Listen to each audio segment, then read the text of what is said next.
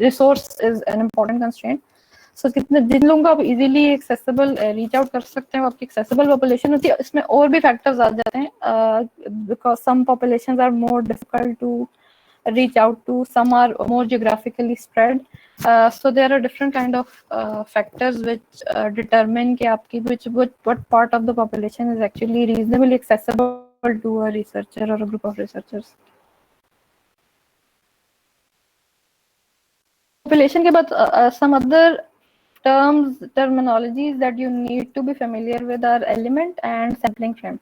So basically आपकी जो population है उसका जो element means any entity beyond which it cannot be further divided. आपकी जो again आपका जो element, what constitutes an element of your population is also depend on the nature of the investigation of the research that you are trying to conduct. For instance अगर आपने हमने देखा था कुछ रिसर्चर्स जो होती हैं वो अगर आपने ऑर्गेनाइजेशनल लेवल पे हैं तो हाउ मेनी, सो आपका element would be different, it would be an organisation.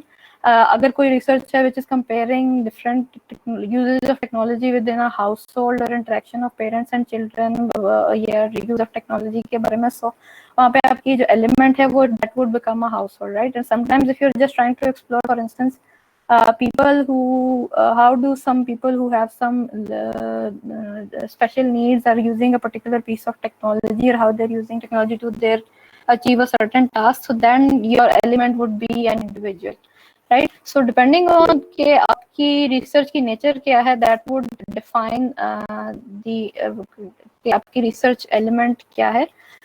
Elements की टर्म्स में जो है आपका सैंपल जो होता है वो डिफाइन होता है, डिसाइड होता है. Sampling frame is another term which is frequently used. और आगे हम देखेंगे डिफरेंट सैम्पलिंग टेक्निक्स, स्पेशली जो फिक्स डिजाइन में या क्वांटिटेटिव रिसर्च में यूज होती हैं, तो वहाँ पे सैम्पलिंग फ्रेम की बात जिक्र होगा. And there are some techniques which are used when sampling frame, जिनके लिए sampling frame होना जरूरी होता है, some where sampling frame is not available, so इसलिए different sampling की technique use की जाती है which is independent of a sampling frame. So basically sampling frame is a list of all the elements of your population. So whatever जो आपकी भी research के depending on the research that you're conducting, whatever entity is constituting an element in your research, उनकी जो exhaustive list है which that is called a sampling frame, and it is expected that it should be a complete list of all those elements, because for especially जो quantitative researches है यहाँ से sample जो है pick किया जाता है. So and we will see later के जो quantitative research के लिए जो sampling techniques होती हैं उसमें sampling frame important क्यों होता है. But this is, so you should be familiar with what a population is, element क्या होता है और sampling frame क्या होता है. Two more terms or concepts that you need to understand basically when you're talking about sampling is कि heterogeneous and homogeneous population क्या होती हैं. So basically हर population के कुछ characteristics होते हैं. Most commonly वो characteristics जो होते हैं वो demographics की basis पे define किए जाते हैं अक्सर. For instance age, gender, race, education, इस तरह के characteristics होते हैं. Locality, लोग कहाँ रह रहे हैं, could be socio-economic status, ये सारे different characteristics होते हैं किसी भी हो सकते हैं किसी population के. So आपकी population homogeneous होती है तब होती है जब आपके population के जितने भी elements हैं वो जिन characteristics जो हैं उनके वो similar हैं for every element in the population. यानी कि आपके जितने भी members हैं elements हैं आपकी population में, उनके जो characteristics आपने list down किए for your particular research purpose, उन पे वो similar है, right? तो इसके आगे हम अभी आगे के example देखेंगे. सिमिलरली अगर आपके एलिमेंट्स जो हैं वो सिमिलर नहीं हैं तमाम एस्पेक्ट्स में या कैरेक्टरिस्टिक्स में, so आपकी population heterogeneous होगी. This has nothing to do, I mean it's not there's nothing wrong with the population being homogeneous and heterogeneous. It simply has has implications for आप कौन सी सैम्पलिंग टेक्निक यूज करेंगे, आप किस तरह से sampling करेंगे to reduce biases and errors अगर आपकी पॉपुलेशन जो है वो हेट्रोजेनस है, ठीक है. This is why these terminologies are important because later we will see how do you make sure कि आपकी जो sample है वो representative है, और how do you ensure कि जो है वो its sampling error कम है और bias नहीं है sampling में.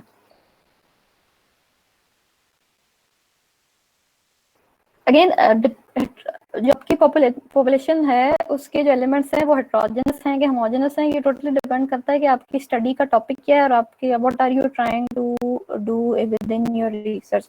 सो एक पॉपुलेशन अगर किसी पर्टिकुलर रिसर्च के लिए एक जो होमोजेनस है, सो हो सकता है वो डिफरेंट रिसर्च के लिए हेट्रोजेनस हो. नॉर्मली लाइक आई सेड के पॉपुलेशन में जो वेरिएबल्स जिनकी बेसिस पे होमोजेनिटी डिटरमिन होती है वो यही होता है आपके जो demography, gender, socio economic status etcetera.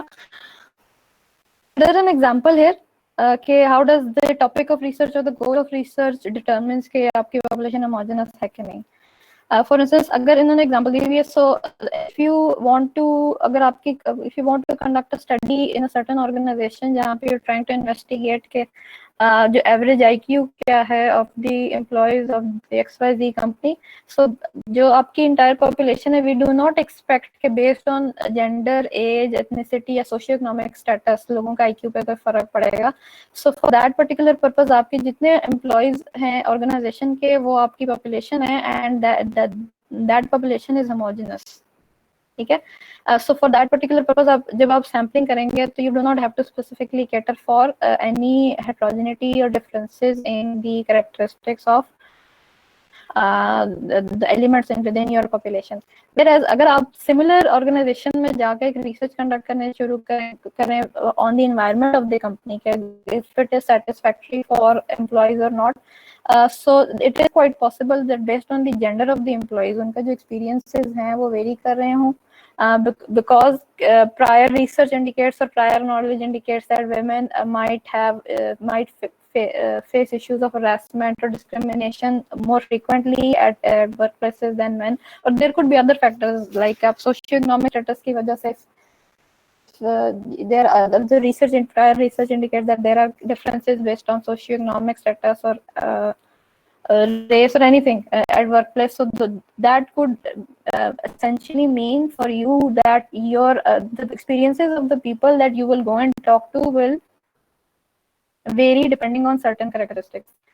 And so to be able to collect you truly representative of the people that you're talking to, you need to account for those different characteristics within your population. यानी कि अगर if there are more men in the organization and fewer women, and आप randomly जाके उनको sample कर लेते हो और फिर when you come back to the results, so women will be lot less represented in that population, and those differences in their experiences will not be as much like clear or will not stand out as much as they would if you account for this fact that they might have different experiences, and hence when you're deciding on your sampling strategy that women are adequately representative or you actually handle these two groups separately. Okay, because when you will sample them differently, then you'll collect data and compare that data between these two groups. लेकिन अगर आप उनको as a whole एक group की तरह लेके चलोगे तो आप उनसे randomly data collect करोगे, and when you will actually sit down for comparison, you will have very few responses from women to actually be able to draw any kind of conclusion from that data. So this is why it is important to determine कि आपकी based on your research topic or your goal of your research आपकी population के जो characteristics हैं homogeneous हैं कि heterogeneous हैं. Again वो literature review वाली बात आ जाती है. If you need to do your homework before you actually go into the field to determine कि वो कौन से characteristics हैं which might create like differences in the results to like cater for those factors within your sampling strategy.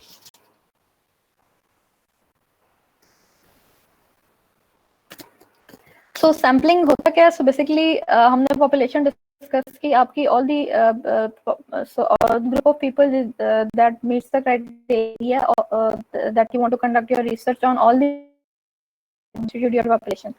But again, realistically speaking, in a real world scenario, you do have finite or limited resources to be able to go out and collect data and come back and analyze their data. So sampling का मतलब ये है, so basically sampling entails in selecting a limited smaller number of people from within your target population for the purpose of collecting data or investigation. ठीक है, so sample is basically that smaller or relatively smaller group of people जो आपके target population में से select किया जाएगा.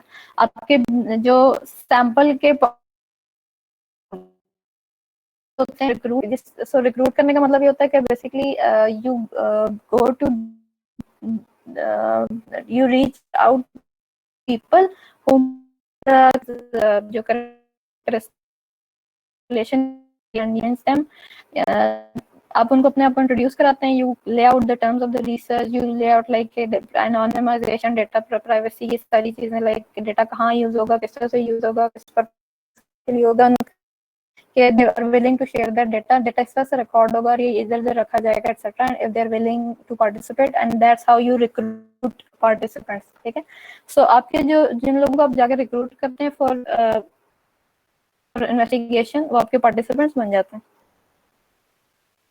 And again यहाँ पे जो रिक्रूटमेंट वाला प्रोसेस होता है, वहाँ पे आपके IRB भी मैंने लास्ट लेक्चर में भी डिस्कस किया था कि IRB आपके इंपॉर्टेंट होते हैं, because whenever for there are ethical concerns and risk related factors भी होते हैं, यानी security of both the researcher and the participant. So जितने भी ह्यूमन रिलेटेड फैक्टर्स होते हैं, they are covered in your IR research का जो IRB होता है आपका डॉक्यूमेंट बनता है, उसमें कवर होता है. And only then after your IRB you can actually start recruiting people and collect data.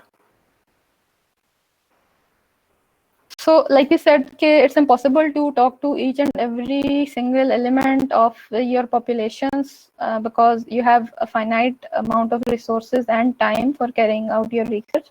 So that's why you select a limited number or smaller number of elements to collect data.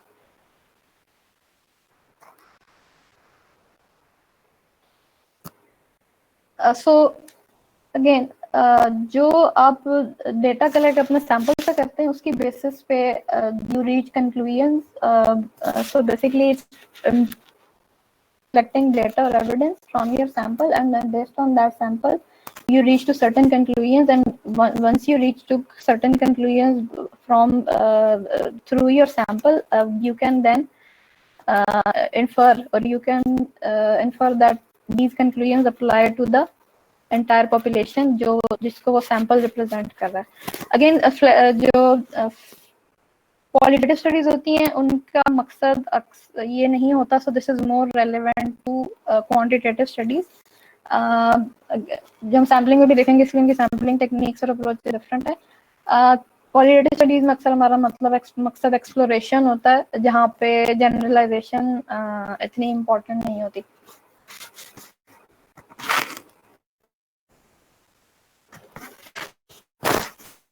तो जितना आपका sample representative होता है of the population, उतनी ज्यादा जो होते हैं आपके रिजल्ट्स की एक्यूरेसी बेहतर होती है. इन रियलिटी 100% एक्यूरेसी कभी भी नहीं होती रिजल्ट्स की. There are always some error in the results or data that you collect and the conclusions that you arrive at for your sample versus the actual population. That's why जो quantitative studies होती हैं, they also report on the error percentages when they're reporting results.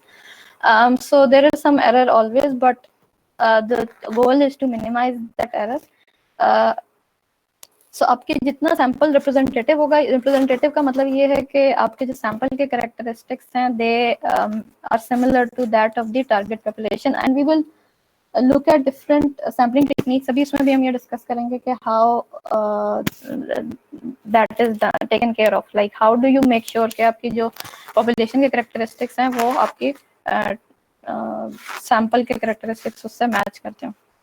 ठीक है, सो sample representative and the characteristics of elements are similar to that of target population.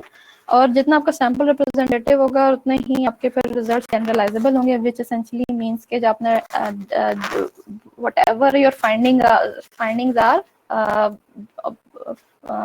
from the data that you've collected from the sample, they are applicable to the entire target population. So representativeness and generalizability are the two further concepts that are to sampling. तो sampling में दो तरह के issues होते हैं, एक तो systematic errors होते हैं और सैम्पलिंग बायस होता है। सिस्टमैटिक एरर्स का मतलब होता है कि जो आपकी डेटा दैट आपने कलेक्ट किया है वो इनएक्यूरेट रिप्रेजेंटेशन दे रहा है, सॉरी आपके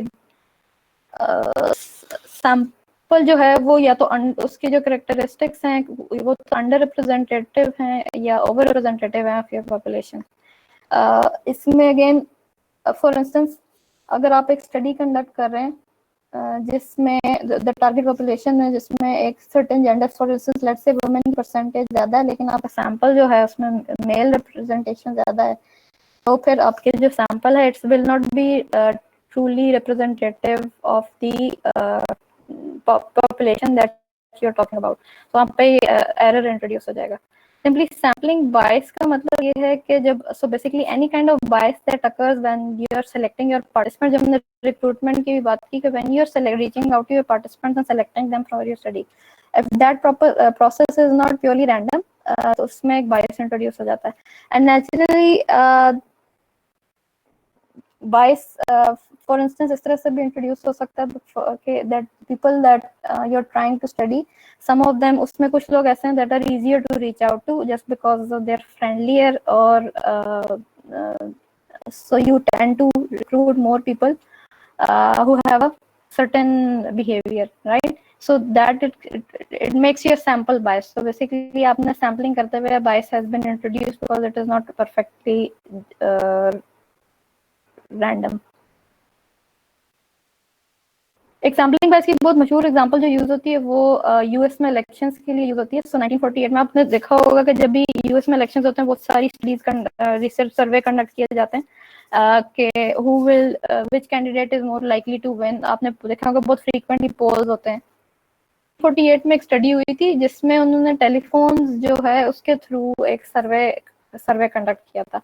1948 was like a long time ago. The telephones were not very common at that point in time. So while that study concluded for one candidate to win the election by landslide, in reality what happened that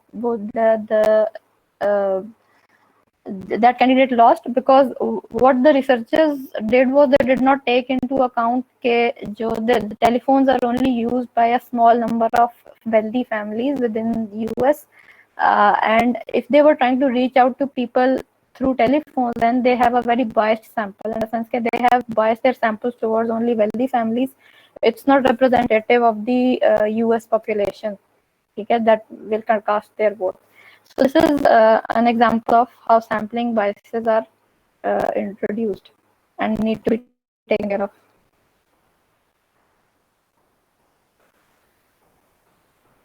तो sampling की जो techniques होती हैं उनकी दो broad categories होती हैं। Probability या रैंडम सैम्पलिंग टेक्निक्स जो होती हैं वो यूज होती हैं फिक्स डिजाइंस में, एंड नॉन प्रोबेबिलिटी और नॉन रैंडम सैम्पलिंग टेक्निक्स जो होती हैं वो यूज होती हैं क्वालिटेटिव रिसर्च में या फ्लेक्सिबल डिजाइन में।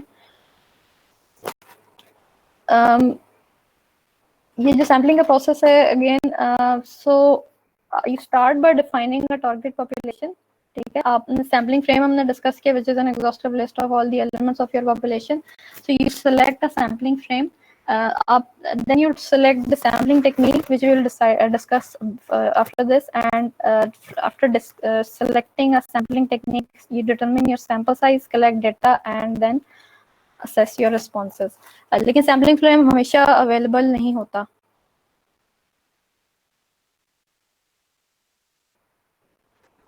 सो ये जो रैंडम या प्रोबेबिलिटी सैम्पलिंग की वेरियस टेक्निक्स हैं, डिस्कस 4 of them here. एक तो simple random sampling is the first one, systematic random sampling second one, third one is stratified sampling और आपने अक्सर fourth is cluster sampling. So random ये जो probability sampling होती है, इट्स कॉल्ड रैंडम और प्रोबेबिलिटी या रिप्रेजेंटेटिव सैम्पलिंग बिकॉज इसमें there is the chances of any element being selected is finite, or you can actually specify कि इसकी कितनी probability of any element being selected for in the sample. ठीक है. Again उसके लिए determine जरूरी है कि you know actually know के number of elements कितने हैं population में. That is again where the sampling frame comes in. So आपके जो sampling frame आपके पास होगा तो only then you can tell like you know कि साइज ऑफ पॉपुलेशन क्या है, एंड उसमें से आप प्रोबेबिलिटी कैलकुलेट कर सकते हैं, डिटरमिन कर सकते हैं ऑफ अ सर्टेन मेंबर और एलिमेंट गेटिंग सेलेक्टेड. अगेन ये जो रैंडम ये प्रोबेबिलिटी सैम्पलिंग टेक्निक्स हैं, ये सारी यूज होती हैं when in fixed designs, and they are used when the researcher want to generalise their findings from the research to the entire population. हर research का मकसद नहीं होता, बट क्वांटिटेटिव रिसर्च का अक्सर ये मकसद होता है कि they want to generalise their finding to the entire population. So this is where these techniques are used. Again इसी वजह से इस for this to be done आपको सैम्पलिंग फ्रेम रिक्वायर्ड होता है रैंडम या प्रोबेबिलिटी सैम्पलिंग टेक्निक्स में.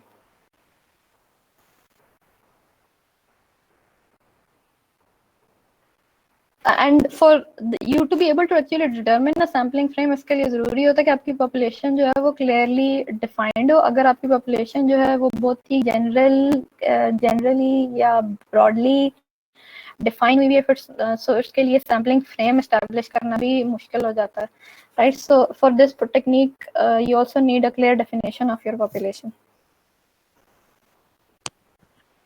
Ma'am sampling frame में और पॉपुलेशन में फिर क्या डिफरेंस हुआ? मतलब हम ये कह सकते हैं कि sampling frame is a subset of targeted population. So sampling frame is basically, it's, you can imagine it like it's a list of all the elements जो आपकी population में मौजूद है, और वहां से फिर it's kind of like आपके पास एक list available है, आपने एक population के characteristics define किए थे, and now you want to select elements from that population, right? So for you to be able to select, you need to have a kind of like a list of all of those elements जहाँ से फिर आप randomly select करते हैं. Ma'am फर्ज करें कि मैंने एक रिसर्च कंडक्ट करनी है स्कूल्स के ऊपर, पब्लिक सेक्टर स्कूल्स, और मैं ये कहती हूँ कि मैंने अपने टारगेटेड पॉपुलेशन जो है वो रखी है लाइक लाहौर, यानी कि जो लाहौर है हमारा, उसके सारे स्कूल्स पब्लिक सेक्टर जितने भी हैं, ये तो मेरी पॉपुलेशन हो गई.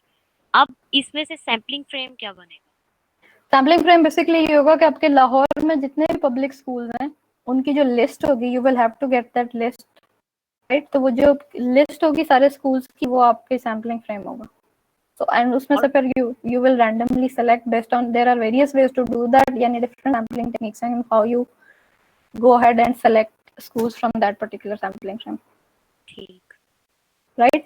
उसके भी हम देखेंगे लाइक आप स्ट्रेटस बना सकते हैं, आप क्लस्टर्स बना सकते हैं, ये सारी आगे से फिर फर्दर टेक्निक्स हैं like how do you select elements from that या sampling frame for your sample. ठीक है. अच्छा,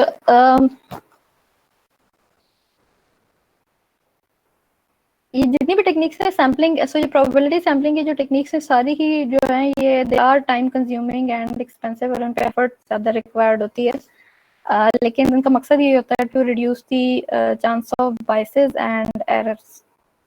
ठीक है. And again to draw inferences जो कि जनरलाइजेबल हो for the entire population that you are working on.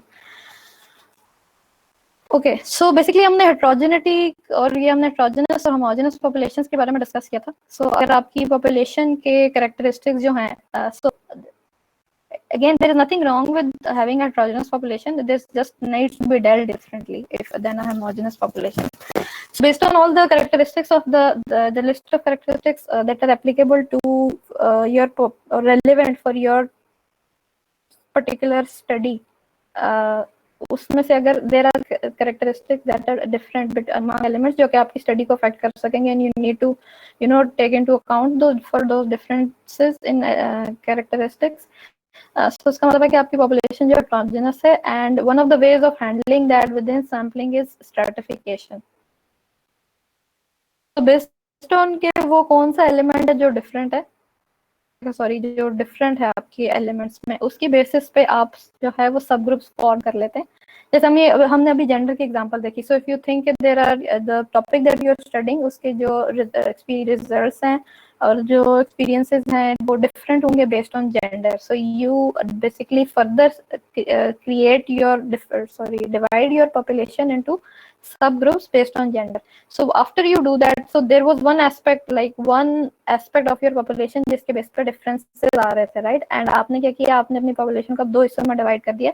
उसके बाकी सारे characteristics तो सेम ही थे, यानी कि वो सारे लोग उसी ऑफिस में काम कर रहे थे जिसमें आप स्टडी कर रहे हैं, बट एक फैक्टर जो था वो डिफरेंसेस क्रिएट कर सकता था जो जेंडर का था।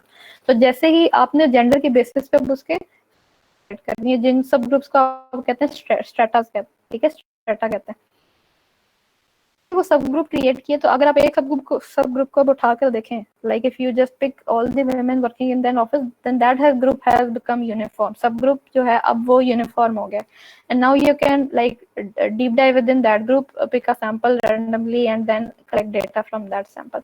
सो ये जो the process of handling the method of handling this differences in characteristics among your elements by creating subgroups, this is called stratification. And just simple this particular sampling technique is called stratified sampling. Again जो common criteria use होता है for stratification वो यही होता है, locality होती है, किस age होती है, ethnicity, socio-economic status, etc etc.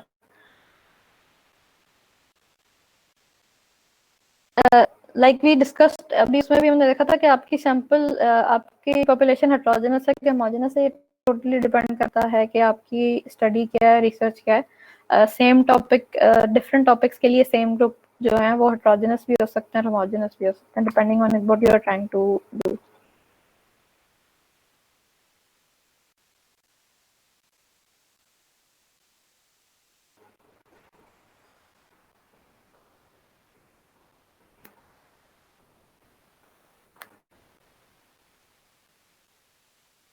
सो अगेन इसके फर्दर जो है 2 टेक्निक्स होती हैं to allocate to sample from each strata की टेक्निक होती है, और एक इक्वल एलोकेशन की होती है। अगेन प्रोपोर्शनल एलोकेशन का मतलब है कि आपके जो आपने स्ट्रैटा तो डिफाइन किया based on the element which was different.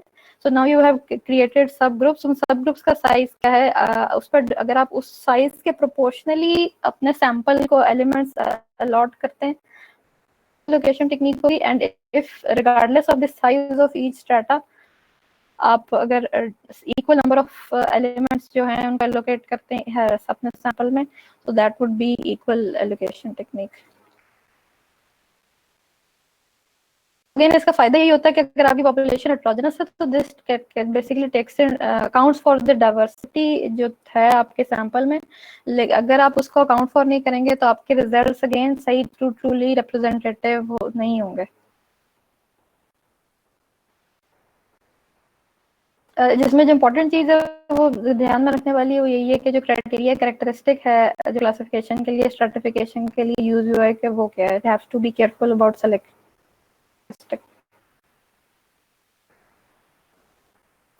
सो ये मेथड है, ये आप गो थ्रू कर लेना, स्ट्रेट फॉरवर्ड सिंपल सा, I won't go into the details. अच्छा, सो नेक्स्ट इज जी क्लस्टर सैम्पलिंग की टेक्निक है। सो क्लस्टर सैम्पलिंग तब यूज होती है जब आपकी पॉपुलेशन जो है वो एक बड़े जियोग्राफिकल एरिया पर स्प्रेड आउट होती है, and again there are limits to how many people or how many elements you can collect data from. So just cluster sampling है वो जो इस geographical spread है इसको handle करने के लिए जो cluster sampling use होती है। So there are surveys जो कि पूरे जो nationally representative होते हैं sometimes, like there is a survey which comes out every year on financial inclusion के जो ratios हैं पाकिस्तान में और उसका status क्या है। So that survey is nationally representative, which essentially means कि survey की जितनी भी findings और results हैं वो आप पूरे पाकिस्तानी population के लिए generalize कर सकते हैं। If that survey says that only 9% of people have bank accounts in जो survey के sample में सिर्फ 9% लोगों के पास बैंक अकाउंट्स है, तो दैट एसेंशियली मींस कि पूरे पाकिस्तान में 9% लोगों के पास बैंक अकाउंट है. लेकिन how does that survey take into like make sure कि दैट इज नेशनल रिप्रेजेंटेटिव और collect data from enough people? So they use again various sampling techniques. उनका combination उन्होंने use किया. So one of the things that they have done is cluster sampling, again because they are collecting data from entire Pakistan and the population is very spread out. So what they have done is used cluster sampling as one of their techniques to cover the entire country.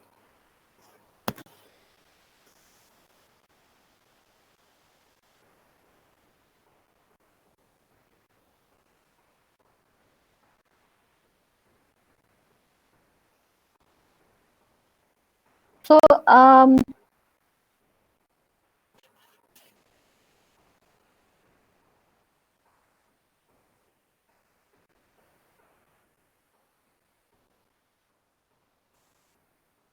so cluster sampling में ये होता है again कि geography भी based होती है. सो इसका जिसको स्मॉलर पोर्शंस में डिवाइड किया जाता है.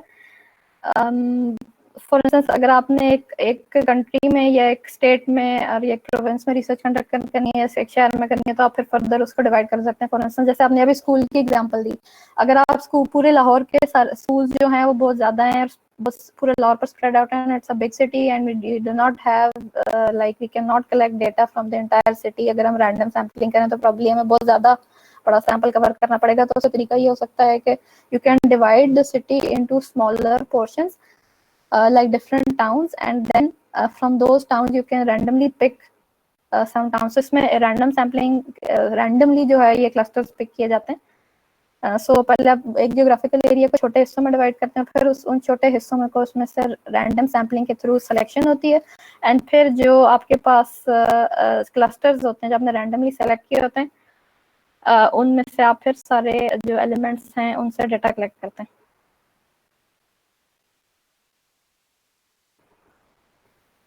Another technique for collecting so for random or probability sampling is called systematic sampling. ठीक है, systematic sampling में basically ये तब यूज होती है जब आपके पास स्पेशली सैम्पलिंग फ्रेम अवेलेबल नहीं होता. Have an exhaustive list of all the, like you do not have a list of all the elements in a population, तब ये टेक्निक यूज होती है. तो इस टेक्निक में होता ही है बेसिकली हर एक रेगुलर इंटरवल के बाद जो है वो एलिमेंट सेलेक्ट किए जाते हैं, वो रेगुलर इंटरवल डिसाइड कर लिया जाता है. वो इंटरवल कुछ भी हो सकता है, वो टाइम के बेसिस पे भी हो सकता है, वो नंबर ऑफ एलिमेंट्स के बेसिस पे भी हो सकता है, और वो डिस्टेंस की बेसिस पे भी हो सकता है, right. So and again it is used for homogeneous population. Stratification में हमने देखा था it is used for heterogeneous population, जहाँ पे कोई characteristics differ कर रहा होता है between elements, whereas systematic sampling is used for homogeneous populations, but it is used where a sampling frame is not available. So what you do is like you regular period intervals पे जो है वो sampling की जाती है.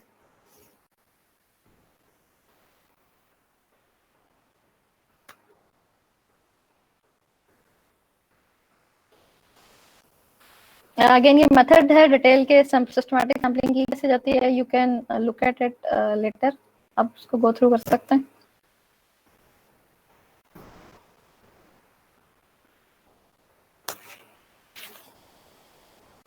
सो इसका जो इसके अंदर जो डिसएडवांटेज है, जो अगेन ये सारी टेक्निक्स टाइम कंज्यूमिंग और बहुत ही एफर्ट रिक्वायर करती है, जितनी भी प्रोबेबिलिटी सैम्पलिंग की टेक्निक्स हैं इनमें काफी एफर्ट रिक्वायर्ड होती है. लेकिन इस पर्टिकुलर टेक्निक का जो है ड्रॉबैक ये भी है कि जो आप लिस्ट ले रहे हैं या आपका सॉरी जो ऑर्डर है चीजों का, वो फॉर सम रीजन बायस्ड है, राइट. तो फिर हो सकता है उसके अंदर जो है वो एरर आ जाए. फॉर इंस्टेंस अगर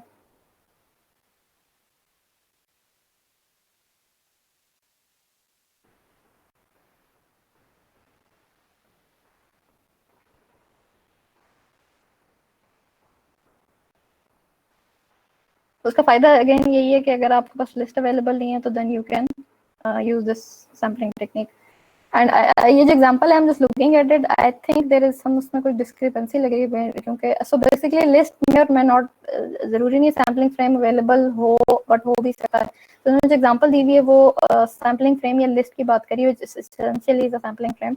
सो अगर आपकी लिस्ट जो पे आप यूज कर रहे हैं it is already biased in some manner, या फॉर व्हाटएवर रीजन जो ऑर्डर है वो बायस्ड है, तो उसका जब आप सिस्टमैटिक सैम्पलिंग यूज करते हैं तो कुछ एरर आ सकता है.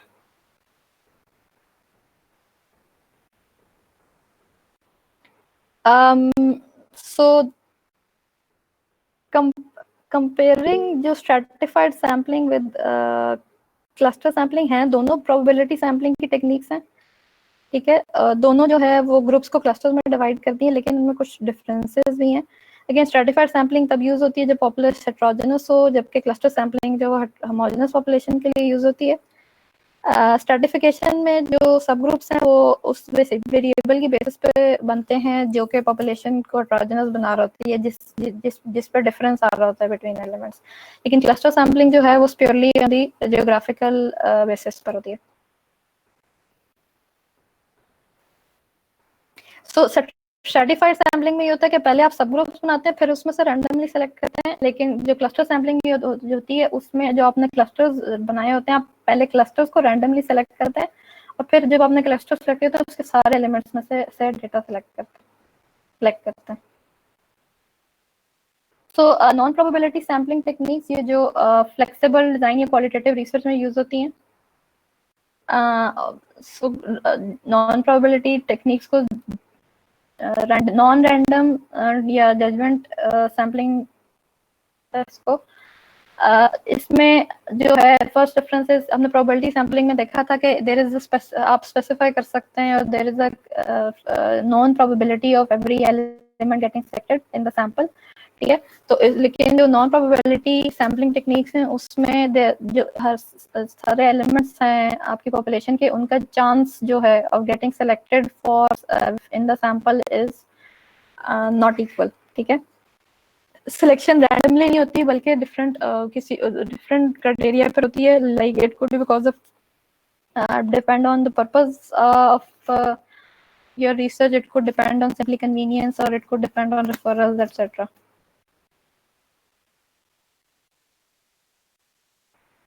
अगेन आपने देखा था क्योंकि जो इट इज ये ज्यादा वहाँ यूज होती है जब आप एक्सप्लोरेटरी रिसर्च कर रहे होते हैं. और हमने देखा, सो बेसिकली आपने देखा ये सारी चीजें इंटरलिंक्ड हैं क्वालिटेटिव या फ्लेक्सिबल डिजाइन से, कि आप कोई चीज एक्सप्लोर कर रहे हैं, आप कोई नया आइडिया जनरेट करने की कोशिश कर रहे हैं जो कि बाद में सिस्टमैटिकली टेस्ट होंगे या जिनको बाद में जनरलाइजेबिलिटी पे जिनकी काम किया जा सकता है, या आप एक पॉपुलेशन को अंडरस्टैंड करने की कोशिश कर रहे हैं जिसके बारे में पहले कोई इन्फॉर्मेशन अवेलेबल नहीं है. So in all of these cases ये जो non probability sampling techniques use होती हैं. और इसके लिए जरूरी नहीं होता कि आपकी पॉपुलेशन जो है बहुत ही प्रिसाइसली डिफाइंड हो. अक्सर वो इसलिए भी होता है बिकॉज अगर आप एक नए एरिया में जा रहे हैं या आप एक पॉपुलेशन के बारे में स्टडी करने जा रहे हैं और एक्सप्लोर करने जा रहे हैं कोई चीज, एंड यू डोंट नो इस पॉपुलेशन के अंदर ऑब्वियसली वेरियस सब ग्रुप्स हैं और या एलिमेंट्स जो हैं वो उनके करेक्टरिस्टिक्स वेरी करते हैं, राइट, इन द सेंस के they are people of different ages, people of different genders, people of different socioeconomic status, education, etc. etc. But you don't really know कि इसमें से for your आप explore करने जा रहे हैं, right? आपको नहीं पता कि कौन सा फैक्टर है जो इम्पोर्टेंट हो सकता है. तो अक्सर ये होता है कि फॉर इंस्टेंस स्पेशली जैसे मार्केट रिसर्च में होता है कि पहले एक्सप्लोरेशन या एक्सप्लोरेटरी क्वालिटेटिव रिसर्च कंडक्ट की जाती है.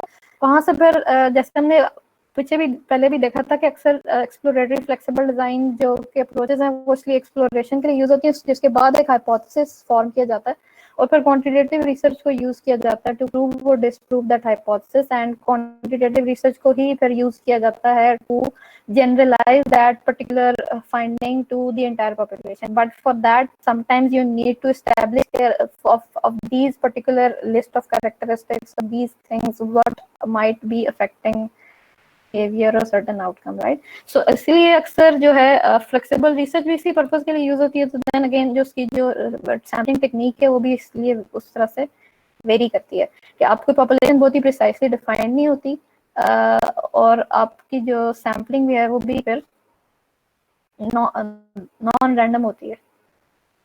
नहीं है तो there is no sampling frame, और सैम्पलिंग फ्रेम नहीं है तो आपकी प्रोबेबिलिटी भी आप डिटरमिन नहीं कर सकते of any element getting selected.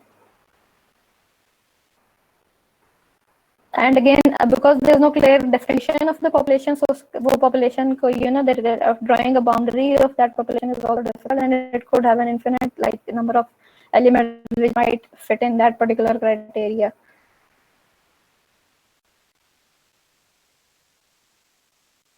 Again इसका फायदा ये होता है कि इसमें तो एफर्ट बहुत कम रिक्वायर्ड होती है, ठीक है, कॉस्ट और कम्प्लेक्सिटी भी कम होती है, टाइम भी कम लगता है इसमें. again but there are again generalizable नहीं होते जो भी आपके conclusions होते हैं. Again also you can see कि वो everything is aligned with flexible designs or qualitative research. ये टेक्निक्स भी वहीं यूज होती हैं जहाँ पे स्टडीज का मकसद अक्सर एक्सप्लोरेशन होता है. It is not actually to draw conclusions which are जनरलाइजेबल.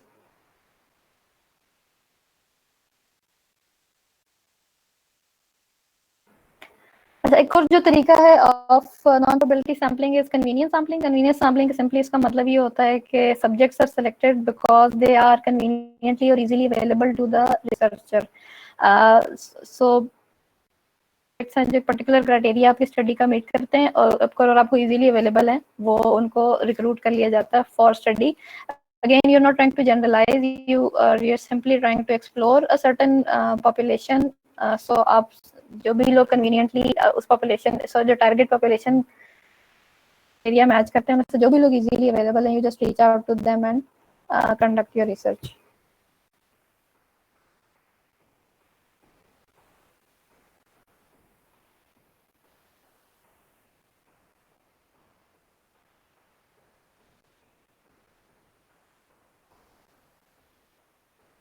So another thing is like it's not अक्सर sampling techniques like ये जो नॉन प्रोबेबिलिटी सैम्पलिंग की अप्रोचेस हैं, ये म्यूचुअली एक्सक्लूसिव नहीं होती, यानी कि एक कुछ कंबाइन करके भी यूज की जा सकती हैं. फॉर इंस्टेंस कोटा सैम्पलिंग का यहाँ जिक्र किया गया कि सो कोटा सैम्पलिंग हम आगे भी देखेंगे.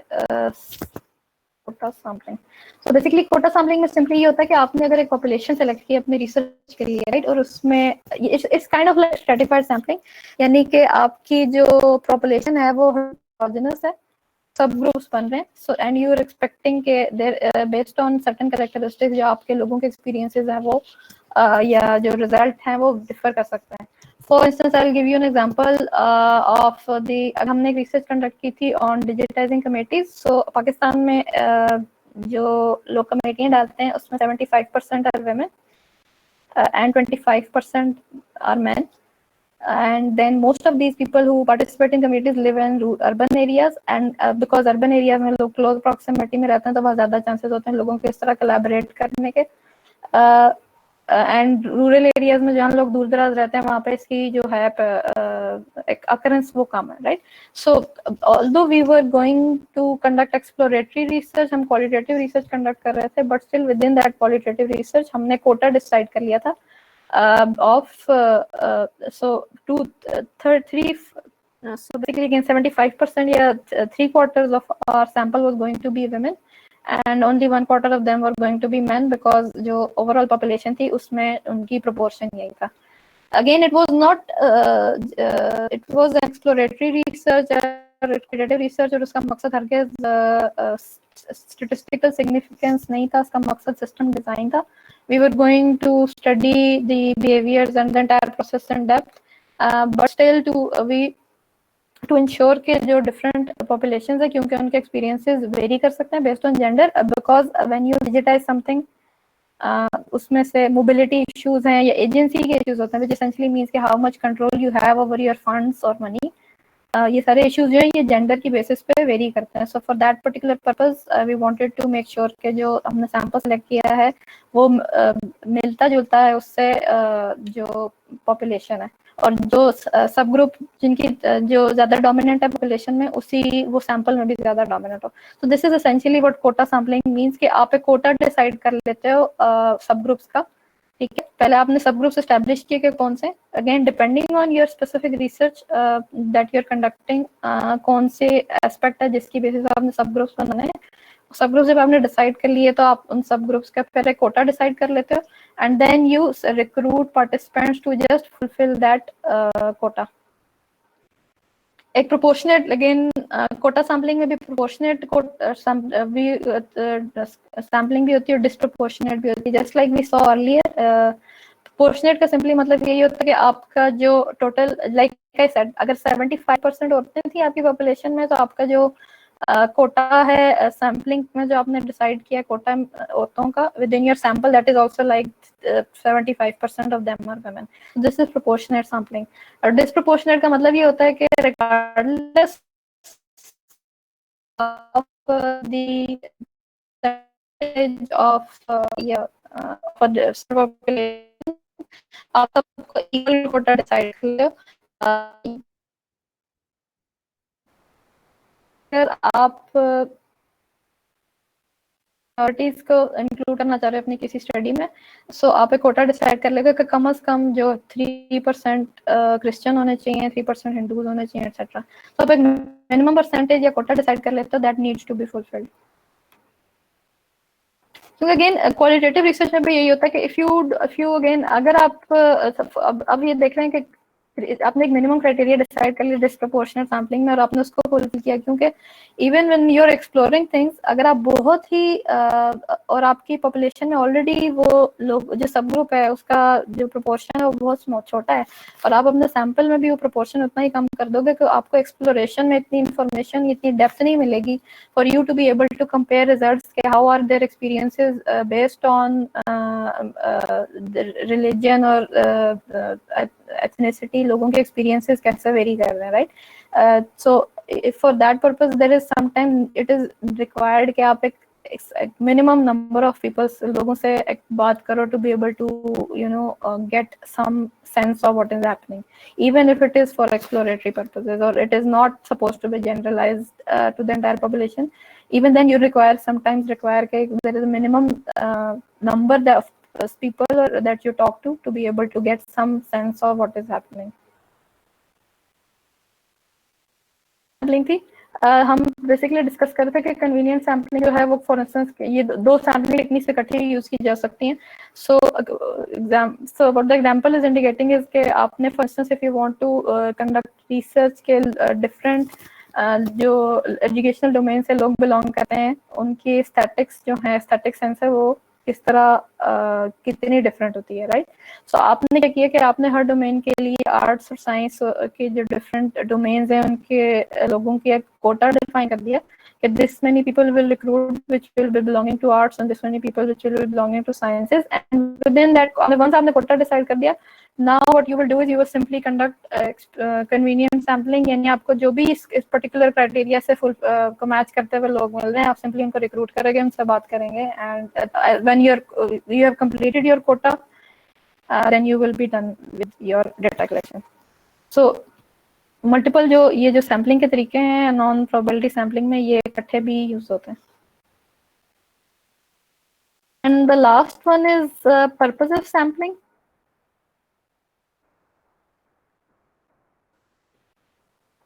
और सैम्पलिंग, पर्पस ऑफ सैम्पलिंग का सिंपली, सॉरी एक और भी रहती है अभी, हो गया, क्या हो गया? मैं इतना ज्यादा पढ़ा दिया है आपने यार ये इतना ज्यादा नहीं है। सो बेसिकली आपकी जो रीडिंग है एंटायरली स्लाइड में कवर्ड है, so you practically won't even have to look at any other thing, इसलिए आपको ज्यादा लग रहा है। खैर ये दो सैम्पलिंग की टेक्निक्स रहेगी, बल्कि तीन रहेगी, जिसमें सिर्फ एक स्लाइड में थ्योरेटिकल सैम्पलिंग हमने डिस्कस की थी लास्ट टाइम भी, ग्राउंडेड थ्योरी से जो रिलेटेड थी, ठीक है। स्नोबॉल सैम्पलिंग सिंपली रेफरेंस के थ्रू होती है, और ये तब यूज होती है जब आपको जो पार्टिसिपेंट्स हैं उनको रीच आउट करना या रिक्रूट करना मुश्किल होता है, यानी जो डिफिकल्ट टू एक्सेस पॉपुलेशंस होती हैं, ये हम हमें स्नोबॉल खातून से जो एक पर्टिकुलर क्राइटेरिया आपके स्टडी का मीट कर रही होती है, उनसे बात करते हैं, फिर आप उनसे पूछते हैं यार आपको ऐसी किसी और खातून का पता है जिन्होंने आपकी तरह अखुवत से आपको रेफर कर देती हैं, ठीक है। सो ये दो तीन और सैम्पलिंग की टेक्निक्स हैं which are relatively straightforward, and if you have any questions you can simply ask, ठीक है। ओके जी, we are done for today. ये मैं स्लाइड्स अपलोड कर दूंगी अभी आपके क्लासरूम पे।